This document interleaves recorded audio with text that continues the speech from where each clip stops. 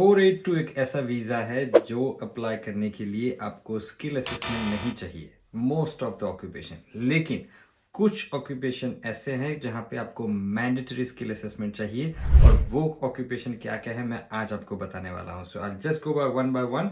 First is automotive electrician, baker, cabinet maker, carpenter and joiner, chef, cook, diesel and motor mechanic, electrician general, electrician special class, fitter general, fitter turner, fitter welder, joiner, metal fabricator, metal fitter, metal machinist, motor mechanic general, panel beater, pastry cook, program or project administrator, steel metal trade worker, and specialist manager like ambassador, bishop or archbishop, a tool maker, and a welder first class. So these are the occupation who compulsory needs a skill assessment to apply for 482 visa.